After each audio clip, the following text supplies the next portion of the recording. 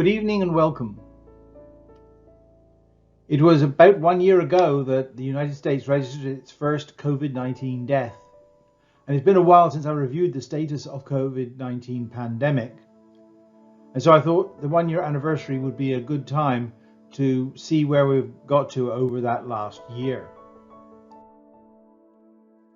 Globally, we've had 113 million cases and 2.5 million deaths. However, three areas stand out as being particularly badly hit. First of all, Europe, which was hit early and hard, the United States and Mexico, and South America. Many of these countries were slow to react to the virus, or very reluctant to close things down, or opened up again too early, and so helped the virus maintain its grip on each of the countries. Several countries such as China, New Zealand, Australia seem to have done very well, and they had very strict lockdowns from the very beginning. On the right here we can see how the virus spread.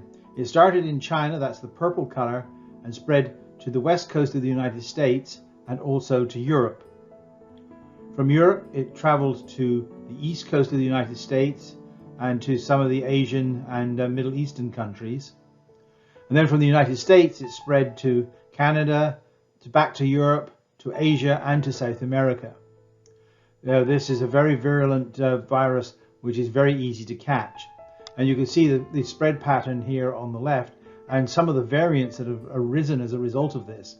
Because many of these countries let the virus run for a long period of time, several variants have come up. We've had a South African strain, we have an English strain, we have a Californian strain, we have a New York strain now. All of which are very worrying because we don't know how they're going to react to the virus. I'm going to trace mainly the United States issues because, first of all, that was the country that suffered the worst, and also it's where most of my audience is. The US nightmare began on the 19th of January 2020 with the first diagnosis, and that was in Washington State. The rate of infections accelerated from there.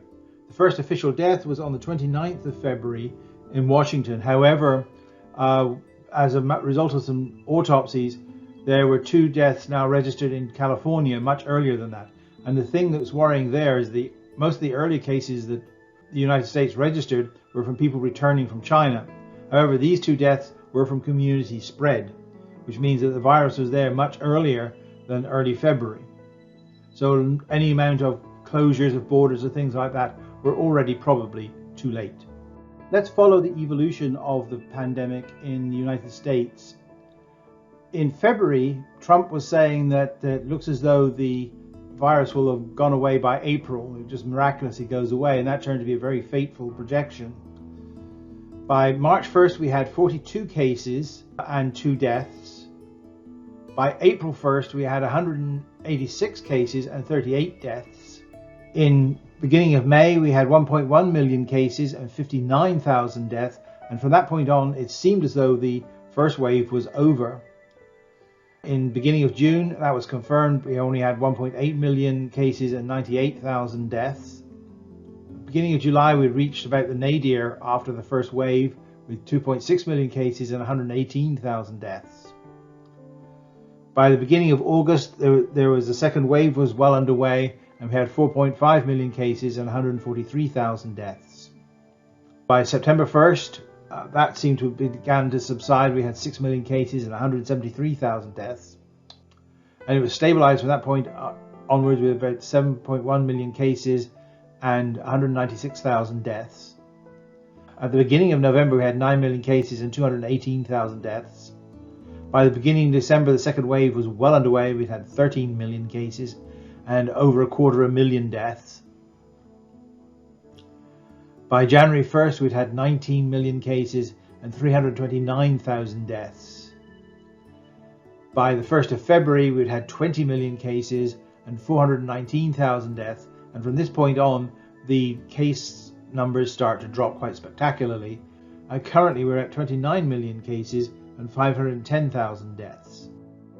As I said, the number of new cases is falling quite spectacularly, but we do have to remember that the current level, which is a lot lower than the peak from just a few weeks ago, was still higher than the peak of the second wave. So we've got a long way to go before we are out of this. And the last couple of weeks, it looks as though the numbers have stabilized again.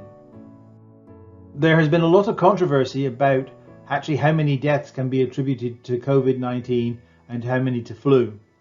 The orange line here is the standard number that's considered any time the number of cases go above that we have some sort of epidemic going. The blue line is the actual number of cases, and you can see in January of 2018 we had a particularly vicious flu outbreak, and the number went above the excess death threshold, and so you knew you had an epidemic going on.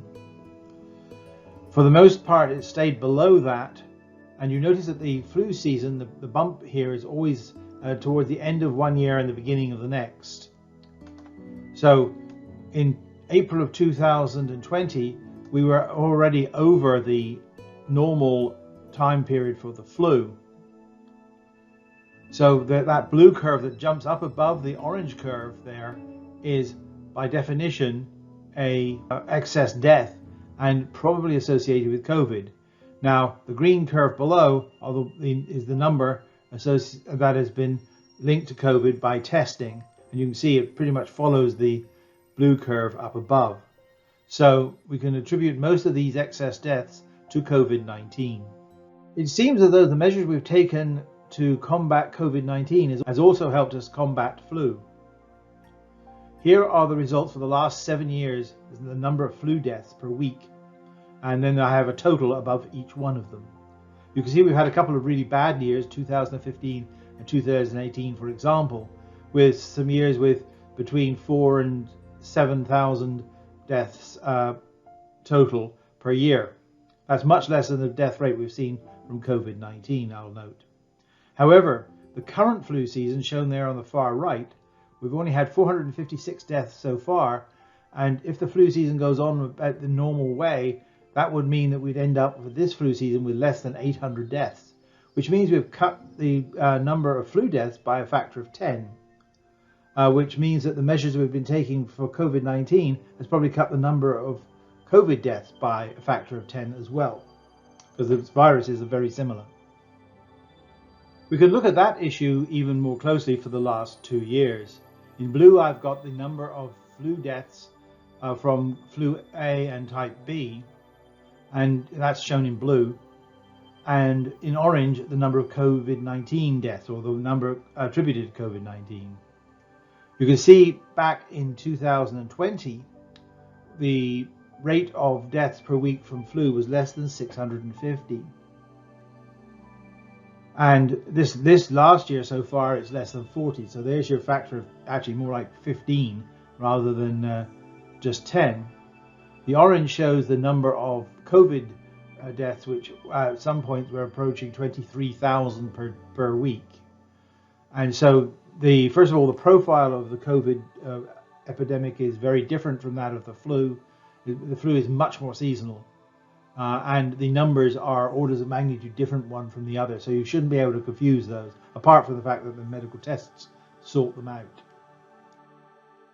The good news is that the vaccination program is moving ahead quite rapidly.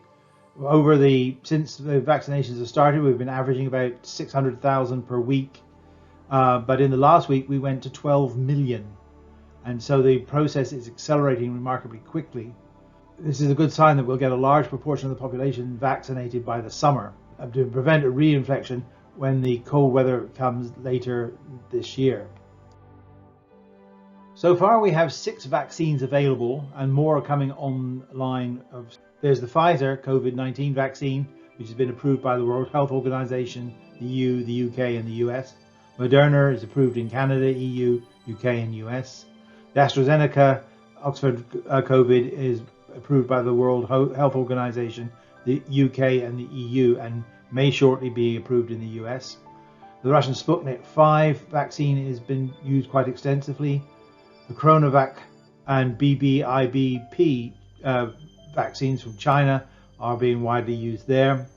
Covaxin is being developed in India, and Johnson & Johnson will soon be online as well, it seems, in the US. So we have lots of choices of vaccine, and there's more than enough vaccines to go around, and the main problem at the moment is the production and distribution rates. So what can we conclude from all of this? It seems that masks, social distancing and avoiding large crowds seem to work in keeping the virus suppressed. The case numbers are falling.